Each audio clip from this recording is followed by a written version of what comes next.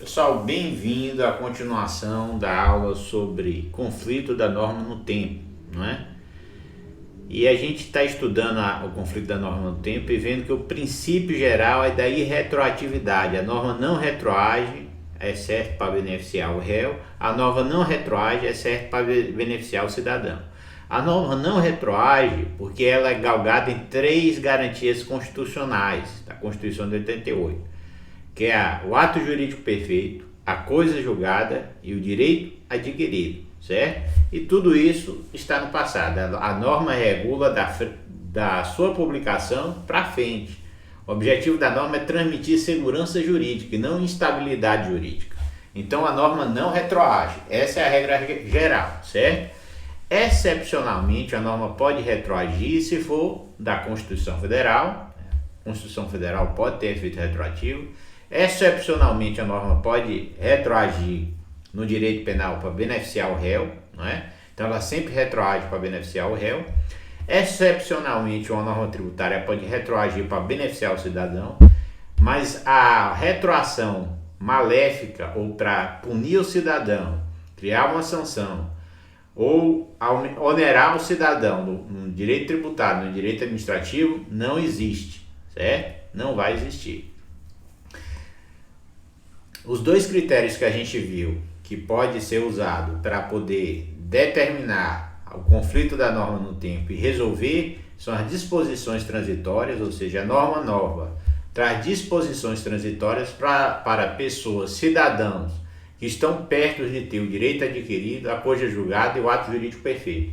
Então, quando eles já estão concluindo esse ato ou esses requisitos da lei, e para que ele não seja atingido, porque ele já está perto de convalidar o ato jurídico perfeito, direito adquirido e a coisa julgada, a norma traz disposições transitórias, tratando esses fatos jurídicos de forma equânime, com isonomia, não é?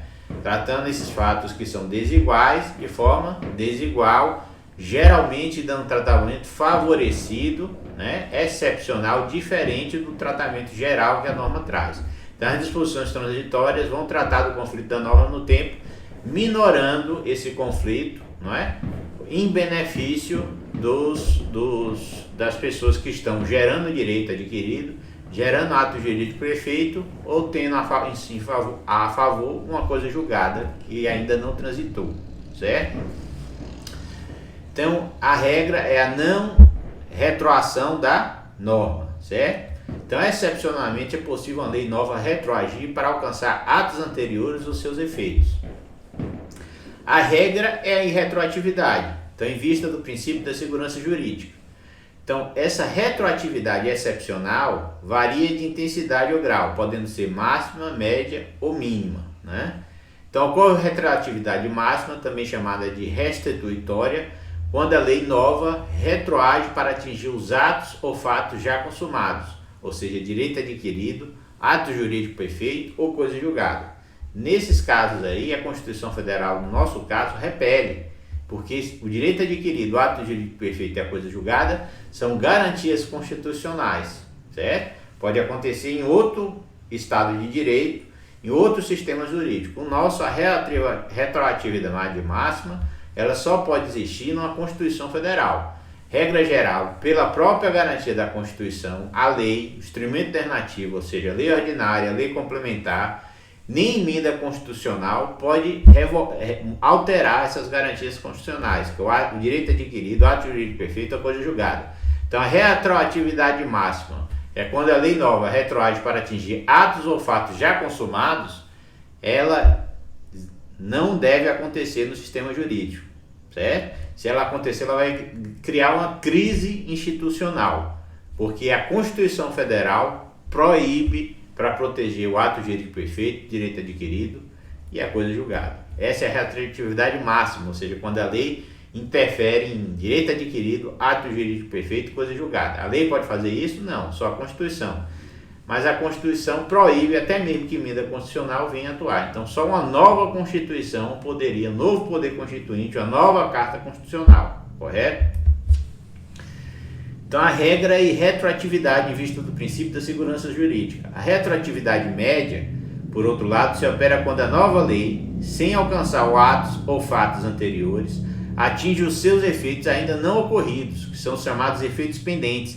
Então veja que o ato jurídico perfeito foi determinado, né? O direito adquirido foi determinado, o contrato foi determinado, mas existem efeitos suspensivos que vão acontecer ou que se protraem no tempo, vão acontecer no mês a mês ou ano a ano, né? Nesse caso dos efeitos, o ato é preservado, mas os efeitos do ato, na retroatividade média, pode ser vir atingido pela lei, né? A gente deu o exemplo de uma lei de ordem pública que altera, né, revoga um índice de atualização contratual, e aí o próprio contrato deve determinar que outro índice, né, ou se o contrato não determina, a lei vai vir e regular esse contrato nesse aspecto de ordem pública, excepcionalmente. Então a retroatividade média se opera quando a nova lei, sem alcançar o ato ou fato anterior, ele é preservado, atinge os seus efeitos ainda não ocorridos, os seus efeitos pendentes, futuros. É o que ocorre, por exemplo, quando uma nova lei, que dispõe sobre a redução da taxa de juros, aplica-se às prestações vencidas de um contrato, mas ainda não paga. Ou seja, se reduziu a taxa de juros, esse contrato ele leva em consideração a taxa de juros, a Selic, que faz parte das parcelas que vão se vencer, como o governo alterou a Selic, altera o contrato. Os contratos de financiamento de juro variável têm essa regra. Alterou-se a Selic, altera automaticamente o contrato. Substituiu a Selic, substitui o contrato. Ou seja, o contrato está valendo. Mas algumas regras do contrato, por ser de ordem pública, de interesse geral da nação, que é o índice de indexação econômica, ainda que o contrato preveja um determinado índice, se ele for substituído ou majorado, não é, vai mudar os termos de atualização do contrato, mas isso já está previsto no contrato. E eventualmente, mesmo que não esteja, se por exemplo, se previa um índice de atualização, GPM, PCA, e esse índice deixa de existir, outro índice vai ser aplicado. Então as partes contratantes vão ter que se reunir e determinar qual, e se tiver uma discussão jurídica, vai para o judiciário, e o judiciário vai decidir qual índice vai ser aplicado no contrato. Isso já aconteceu muito, porque variavam os índices, no período de hiperinflação as pessoas divergiam qual era o índice que deveria ser aplicado, e isso era judicializado e a justiça decidia, certo? Então a retroatividade média é quando o ato ou o contrato é preservado, o ato jurídico perfeito ou o direito adquirido, mas os efeitos pendentes daquele direito ou do ato, né? Por exemplo, o índice de correção, que é atrelado à Selic, se a Selic altera ou se muda os termos de cálculo da Selic, ou se muda a Selic, né? A Selic deixa de ser calculada de uma forma e é calculada do outro, isso vai ter impacto nas parcelas que vão se vencer dos contratos de financiamento públicos e privados. Então essa é uma forma, né, de demonstrar que na retroatividade média acontece principalmente nas normatividade de ordem pública, interesse geral da nação, que vai atingir todos de forma igual, inclusive os efeitos pendentes do contrato, protraídos no tempo, que vão se suceder mês a mês, porque geralmente já estão previstos no contrato, certo? E se esse índice for extinto ou for substituído, também essa substituição vai acontecer imperiosamente no contrato, porque é norma de direito público, né? E ela é de aplicação obrigatória, porque todos vão ter que aplicar, certo? Já a retroatividade mínima, também chamada por alguns de temperada ou mitigada, se verifica quando a lei nova incide imediatamente sobre os efeitos futuros dos atos ou fatos pretéritos, não atingindo, entretanto, nem os atos ou fatos pretéritos, nem os seus efeitos pendentes. Então, já a retroatividade mínima se verifica quando a lei nova incide imediatamente sobre os efeitos futuros dos atos ou fatos pretéritos, efeitos futuros, né? Os efeitos futuros, não atingindo, entretanto, nem os atos ou fatos pretéritos, nem os seus efeitos pendentes.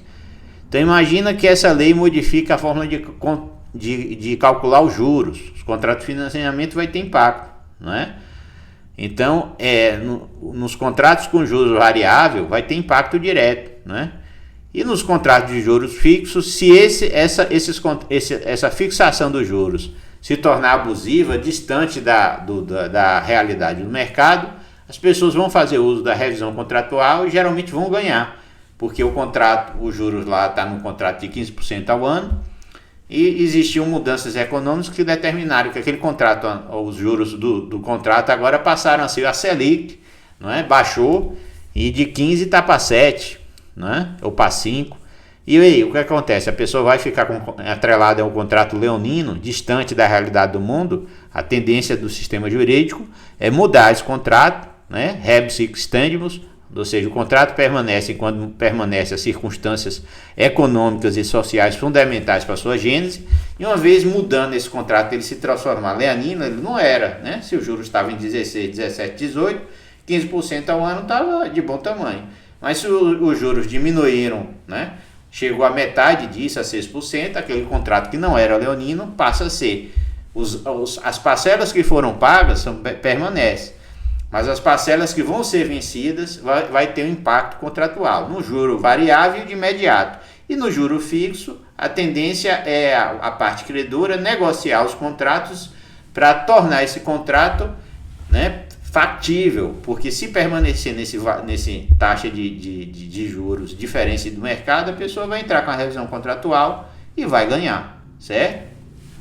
Então, na retroatividade mínima, se verifica quando a lei nova incide imediatamente sobre os efeitos futuros, né, os que vão vir, atos ou fatos, mas os atos e fatos pretéritos não são atingidos, nem os atos ou fatos pretéritos, nem os seus efeitos pendentes, certo? Então, essa é a retroatividade mínima, né?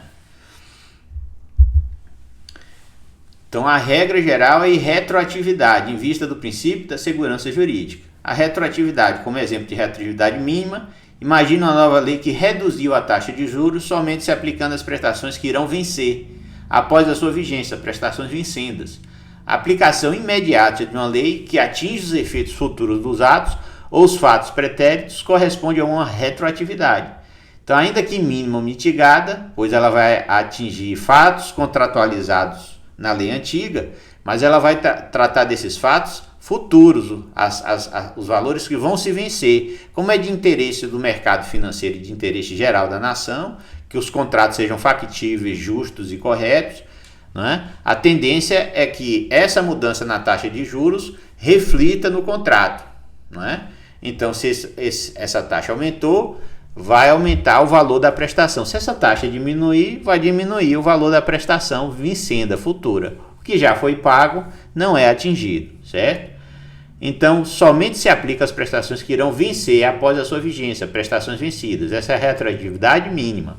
A aplicação imediata de uma lei que atinge os efeitos futuros de atos ou fatos pretéritos corresponde a uma retroatividade, ainda que mínima ou mitigada, pois essa lei retroage para interferir na causa, que é o próprio ato ou fato ocorrido no passado. Ou seja, ela vai atuar nos efeitos do ato, do contrato, mas dali para frente, não é? Que é de interesse público, que é cláusula de ordem pública. Então a gente viu que a retroatividade vai acontecer média, não é? A retroatividade média e a retroatividade mínima. A retroatividade máxima, que é desrespeitar o ato jurídico perfeito, a coisa julgada e o direito adquirido, é impossível de acontecer se a nossa Constituição estiver sendo respeitada, aplicada pelo STF e sendo observada. Agora, se tiver uma ruptura constitucional, uma mudança da Constituição, aí pode, né? Mas enquanto estiver valendo a Constituição Federal de 88, nem emenda constitucional pode ter retroatividade máxima, certo? Então, só é possível a retroatividade média, né? Que se opera quando, sem alcançar os atos ou fatos anteriores, atinge os seus efeitos, ainda que não ocorridos, efeitos pendentes, efeitos futuros, né? E a retroatividade mínima, também chamada por alguns de temperada ou mitigada, se verifica quando a lei nova incide imediatamente sobre os efeitos futuros, ou atos ou fatos pretéritos, não atingindo, entretanto, os atos ou fatos pretéritos nem os seus efeitos pendentes. Então, se já se realizou ou se está esperando a resolução de uma cláusula suspensiva ou de uma cláusula resolutiva, o contrato vai ficar valendo, certo? A cláusula resolutiva ou suspensiva vai resolver o contrato quando ela acontecer, ou vai suspender os efeitos do contrato até acontecer a cláusula. Tudo isso, a retroatividade da lei não vai atingir. Ela respeita até os efeitos futuros do contrato. Mas se mexer na taxa de juros do contrato, o contrato prevê isso, e é de ordem pública, a gente viu que isso vai acontecer na retroatividade média e na retroatividade mínima. Retroatividade máxima não é admitida no nosso sistema jurídico em vista do princípio da Constituição Federal, que garante o quê? Direito adquirido, a coisa julgada e o ato jurídico perfeito. São garantias constitucionais que nem emenda constitucional pode mudar. Então, enquanto a gente estiver no regime democrático de direito desenhado pela Carta de 88, não existe retroatividade máxima. Pode existir a média, né, dos fatos futuros e a mínima, né, que vai atingir o quê? Incide imediatamente os efeitos futuros dos atos ou fatos pretéritos, não atingindo, entretanto, nem os atos ou fatos pretéritos, nem os seus efeitos pendentes, né? Mas o que vai acontecer, ela pode vir a determinar uma mudança, né? E o exemplo que é dado pela doutrina é que reduzir a taxa de juros somente se aplicando às prestações vencidas. Então, se a taxa de juros mudou e está lá previsto que a Selic é atualizada para cima ou para baixo, que é juros variáveis do contrato, as prestações que vão se vencer vão ser impactadas pela mudança da Selic, que é feita através de um ato administrativo, certo? Do Banco Central. Então, o ato administrativo tem impacto no contrato para os efeitos futuros pendentes. Então, as parcelas vencidas é que vai ter alteração. O que já foi pago é ato jurídico perfeito, é direito adquirido, já foi resolvido, certo? A retroatividade que pode acontecer é a média ou a mínima. A máxima nunca, porque a máxima vai atingir o direito adquirido, a coisa julgada e o ato jurídico perfeito. Então, as constituições têm retroatividade mínima, na medida que se aplica imediatamente e alcança até os efeitos futuros do ato ou fato passado. De forma resumida, temos o seguinte, né? As constituições, na medida que... Então, o que é que a gente vai ver aqui? Retroatividade máxima, quando o ato jurídico perfeito, a coisa julgada e o direito adquirido é atingido pela lei. Média, a nova lei sem alcançar os atos ou fatos anteriores, ou seja, o fato gerador do contrato, do ato jurídico da coisa julgada, atinge seus efeitos ainda não ocorridos, são os efeitos pendentes. Essa é a retroatividade média. E a mínima se aplica imediatamente e alcança até os efeitos futuros de atos ou fatos passados, mas são os efeitos futuros que vão se vencer. Veja que a retroatividade média e mínima muito se aproximam, né? Porque ela vai tratar sobre os fatos futuros que têm vinculação com o ato jurídico perfeito com a coisa, ou o direito adquirido, mas são fatos futuros. Por exemplo, correção monetária da aposentadoria. A pessoa não tem direito ao tipo de correção, é uma decisão, não é, que vai determinar qual é o valor da correção. Então ele não tem direito a um tipo de correção, ele não tem direito a ter corrigido a sua aposentadoria do regime jurídico de quando ele se aposentou. A correção é para todos, feita de forma atualizada, então vai ter uma retroatividade que pode ser classificada pelo entendimento do doutrinador como média ou como mínima. Não vai ter essa diferenciação. Preservado o fato jurídico, o direito adquirido e o ato jurídico perfeito, toda mudança nos efeitos desses atos vai ser média ou mínima, certo? Então, geralmente isso vai acontecer muito na questão da atualização de um direito adquirido do ato jurídico perfeito, que está se protaindo no tempo. Todo mês ele é pago, uma aposentadoria, todo mês. Tem um direito garantido pela Constituição de atualização. Como é que vai ser atualizado? De que forma vai ser atualizado? Isso vai mudar para todo mundo. Ele não tem o direito ao regime jurídico de atualização, por exemplo. Mesmo que tenha sido atualizado usando um critério, esse critério pode mudar. Então essa retroatividade para uns vai ser entendida como média, para outros vai ser entendida como mínima. Nunca vai ser máxima, que é porque ela não pode atingir, extinguir o direito adquirido, a coisa julgada, o ato jurídico perfeito, que é uma garantia da Constituição Federal. Tá ok? Então, o direito intertemporal visa solucionar os conflitos entre as novas e as velhas normas, entre aqueles que acabam de entrar em vigor e aquela que acaba de ser revogada. Isso porque alguns fatos iniciam-se sob a égide de uma lei e se extinguem quando outra nova está em vigor. Para solucionar tal conflito, a gente usa aqueles dois critérios. Disposições transitórias, né, e a proibição de retroatividade da norma, né, que não pode retroagir e não pode atingir direito adquirido, ato jurídico perfeito e coisa julgada. Então com isso a gente finaliza a nossa aula sobre conflito da norma no tempo e até a próxima aula.